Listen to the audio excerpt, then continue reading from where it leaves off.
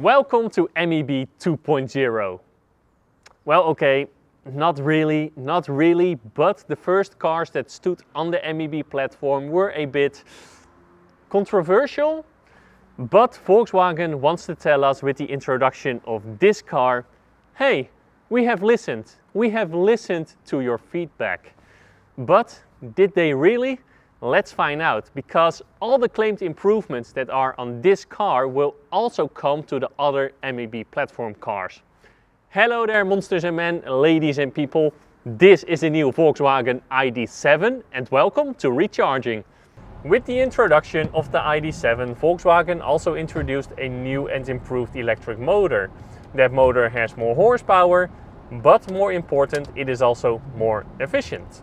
There are two versions available of the Volkswagen ID.7. There is the regular rear-wheel drive version with 286 horsepower and it does 0 to 100 in around 7 seconds. But Volkswagen also announced a GTX version with all-wheel drive, 340 horsepower and 0 to 100 in around 6 seconds. So not that much more powerful. All Volkswagen ID.7s are limited to 180 kilometers per hour. Yeah, what can I say? The Volkswagen ID.7 really looks like a Volkswagen. That means it is not ugly, but it will not excite anyone either. I think this car will appeal to almost everyone. What has been missing though in MEB cars is having a frunk. So did Volkswagen learn, and is there a frunk in this ID.7? Let's find out.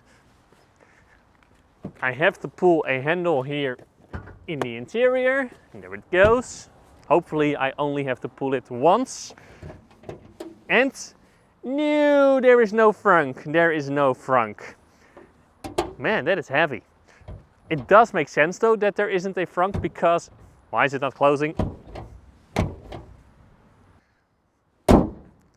Okay, that works. Anyway, it does make sense though that there is no frunk, because on MEB cars the bonnet is relatively short, because it can be, because it is an electric car, and therefore I can forgive Volkswagen. But let's find out if the boot will compensate for that. But before I go there, let's first have a look at this, because yeah, you have seen it already. The ID.7 is not a crossover or SUV, but it is a sedan. Or is it? Because if I take the ID.4 for example, that car is only 12 centimeters taller than this car, and 12 centimeters is not that much. What is no question though is that this car has a really good drag coefficient of only 0.23. So, well done Volkswagen. What is also well done by Volkswagen is that, well, you have this sedan, but the ID.7 is also available as a station wagon, and that car looks like this. So yes, another electric station wagon. Keep them coming, car makers, keep them coming. So, a sedan. That normally means a very unhandy boot opening, but I have a surprise for you. Because the ID.7 is not a sedan, but a hatchback. And because of this huge opening, the station wagon version is actually not that much more roomier or practical. With the seats up, the hatchback has 532 liters and the station wagon 605 liters. And if you fold down the rear seats, the hatchback has 1586 liters and the station wagon has 1714 liters. So not that much more of a difference. Besides that, you can fold down the rear seats by handles here in the boot, so that is very handy. There is a 12-volt socket. There is a false floor, which is an option by the way, and under the boot floor there is room to store your charge cables. Let's close this and then let's admire the rear for a few more seconds. 1, 2, 3, 4, 5, 6, and now let's have a look at the space on the rear seats. As usual, the seat in front of me is in my typical driving position. I am 1 meter and 85 centimeters, and as you can see I have loads and loads of knee room. I can also shove my feet under the seat in front of me. I can also stretch my legs, and because of this, support for under my legs is actually very, very good. Headroom though is not the best, and that is a downside of the sedan shape. I do have some headroom left, but people taller than me, they might touch the roof. And even though this car is not the widest car in the world, there is a flat floor here with plenty of space for your feet, and therefore sitting here with 3 people, no problem, no problem. Also the quality back here, nothing to complain. And in terms of handy features, there are 2 pockets here on the seat for your mobile phone, for example, and a larger pocket down here. You do have separate climate control back here, and this car even has heated seats. There are 2 USB-C ports back here that can deliver 40 watts, so enough to charge a laptop. And there is an armrest here in the middle with 2 cup holders. As standard, the Volkswagen ID.7 comes with a battery pack of around 76 kilowatt hours of usable capacity. That version has a WLTP range of around 600 kilometers. At a later date, there will also be a battery pack available with around 86 kilowatt hours of usable capacity, and that one has a WLTP range of around 700 kilometers. But those are all lab figures. What does it do in the real world? Well, during my test period, the weather has been pretty shitty. It is spring at the moment, but it feels more like winter. It is between 5 and 10 degrees Celsius, and there is quite a lot of wind. Again, it is pretty shitty, and that is pretty annoying, but it is what it is. And when driving on mixed roads with this car, I get a range of around 450 kilometers. But keep in mind, this is winter range. This is basically winter range. And when driving on the highway, I get a range of around 300 to 400 kilometers depending on your speed. Can it do that 600 kilometers in summer? Do I expect it can do that? Well, I have to be honest, no, I don't think it can do that, because that would mean a consumption of less than 13 kilowatt hours per 100 kilometers, and that would be really, really efficient. No, in summer I do expect you can get a range of around 550 kilometers, but 600, ooh, that's gonna be tough. In terms of EV driving features, the Volkswagen ID.7 almost ticks all boxes. The navigation software does plan charging stops when your destination exceeds your range, and it does precondition the battery when navigating to a fast charger. Or you can do that manually with a button in the infotainment system, so that is really good. But there is only a drive mode, and in drive mode there is barely any regen, and a brake mode, and in brake mode the regen is more, but still not insanely strong. And there is no one pedal drive mode available in this car. There is a heat pump available though, but it does not come as standard. The maximum fast charging speed of the ID.7 with the 76 kilowatt hour battery pack is 175 kilowatts. But people have already seen it do more, around 190 kilowatts.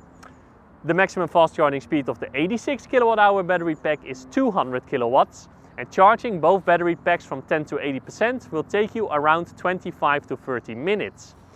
As standard, it does have a 11 kilowatt onboard charger. Charging it from 0 to 100% will take you 8 and 9 hours respectively. Now, ID.7 does not have support for vehicle to grid, but if you have the right charger, it does have support for vehicle to home.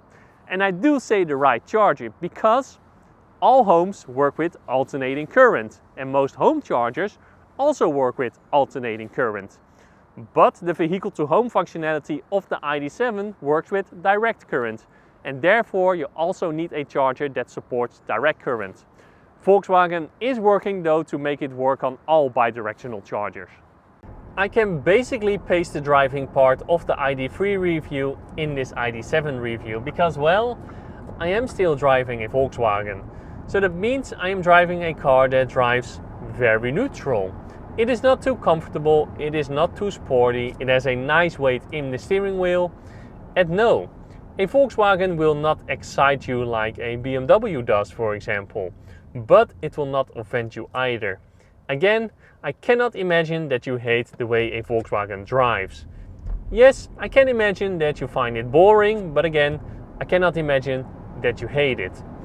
And what German car makers do really well, including Volkswagen, is make a car that feels planted on the roads and also rock solid, even at higher speeds, even at really, really high speeds. And yes, this has something to do with the unrestricted Autobahn. And combining all those things that I said about the driving experience of this Volkswagen ID.7 just makes this a really pleasant car to drive. Again, it is just a really pleasant car to drive you from A to B. It is also really quiet and you do have plenty of adjustment in the seat and the steering wheel, and therefore finding a good driving position is no problem in this car. And also the seats themselves are really good, although I have to say these are the optional ergo seats. The first interiors of the Volkswagen ID cars were not great and Volkswagen got a lot of feedback because of that. Okay, well, feedback, more complaints. But with the facelifted ID.3 I have already seen that Volkswagen has listened, and this ID.7 is no exception. Although I have to say this Volkswagen ID.7 is the flagship model of the Volkswagen ID cars, so I did expect a nice interior in here. But I have to say Volkswagen did deliver, because the interior of the Volkswagen ID.7 is a really nice place to be in. Soft touch materials are being used and also the build quality feels rock and rock solid. Of course, it is still a Volkswagen, so if you go a bit lower you do find some harder scratchy plastics, but still, this interior gets my approval. I mean, there is even fabric here in the door pocket, so that if you put stuff in there, things don't rattle around. Very fancy. And being on a EV-only platform means that the cubby space in here is pretty good. Your door pockets are of a decent size and do fit a 1 liter bottle. Under your center armrest is space for 3 liters of water. No, I did not test that, but I do believe the press guy of Volkswagen. It is a huge cubby in here. And in front of that there is space for your mobile phone, a wireless charging pad, 2 USB-C ports and 2 cup holders that you can remove if you want to. And also if you want to, you can close this to put things out of sight. Then under your center console there is even more space and your glove box is of a decent size. Before I go to the infotainment system, let's first have a look at the instrument cluster, because gone is the instrument cluster that was stuck here on the steering column. It is now integrated into the dashboard, just like the Skoda Enyaq, and that looks so much better. Your drive selector though is still stuck on the steering column, but that is absolutely fine. Then behold, the new and improved hardware and software infotainment system of Volkswagen. That means still no physical buttons, but a larger screen with sliders that are now lit. Yes, Volkswagen has listened, the sliders are now lit, so that means you can actually see what you are doing in the dark. And I say new software-ish, because the software is still Volkswagen ID software and it looks very similar to the software on the previous hardware. And I have to say, I kind of liked Volkswagen ID software. There was nothing wrong with that if you ask me. It was just the hardware that was a bit crappy, that made it lag, that made it unresponsive. Well, I can tell you that with the new hardware there is a new processor, and the software, because of that new hardware, is now snappy. It is responsive. It is what you expect from a car maker in 2024. I do like it now. Nothing to complain. Nothing to complain. And also with the bigger screen, Volkswagen could make it more user-friendly. So that means your climate control controls are now always on screen, for example. You can also adjust your home screen the way you like it, your shortcut buttons. Overall, it is a really nice system to use, and the hardware upgrade was a much needed upgrade. Thank you, Volkswagen. All driving and safety systems are available on this Volkswagen ID.7. But from what I have seen is that all those systems are also standard on this Volkswagen ID.7. Yeah, Volkswagen, very good. You are learning. Very good. What is also available on this ID.7 is the augmented reality head-up display. That is still a really cool feature. What can be improved though is the smart cruise control, because what the smart cruise control does is you have the smart cruise control on. Based on the navigation software, it sees that you are nearing a corner and the car will automatically slow down for you so you can take that corner safely, which is, well, can be a handy feature. But what I experienced when driving on the highway, that I am driving past an exit. Of course, the exit will result in a corner or a junction, but I am going straight on the highway. I stay on the highway, but the car thinks that I am on the exit. So when I'm driving on the highway, the car will slow down for the junction or the corner that is on the exit. I mean, that is really annoying and sometimes even dangerous. That can be turned off, that functionality, but still, Volkswagen, you really have to improve this. What I almost forgot to mention is that this particular ID.7 also has the dynamic chassis control. And if you have money to spare, this is really an option worthwhile. What you get are basically adaptive dampers. So that means if you put the car in comfort mode, the dampers are more comfortable. And if you put the car in sports mode, the dampers will get more firm. Or you can go into individual and determine yourself how comfortable or how firm the dampers have to be. And you really do notice the difference. So what is my final verdict? Did Volkswagen listen to the feedback? Well, if you ask me, yes. Yes, they did. And I am happy that these improvements also come to other MEB platform cars.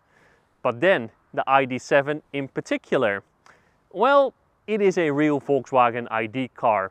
So that means it is not really exciting, but it is not bad looking, it has good specs, it is pretty efficient, and it delivers a really pleasant driving experience. And that was my review of the Volkswagen ID.7. I hope you liked it, and if you did, well, please give a like and do subscribe. If you have something to say, leave a comment, and then thank you a lot for watching, and as always, to be continued.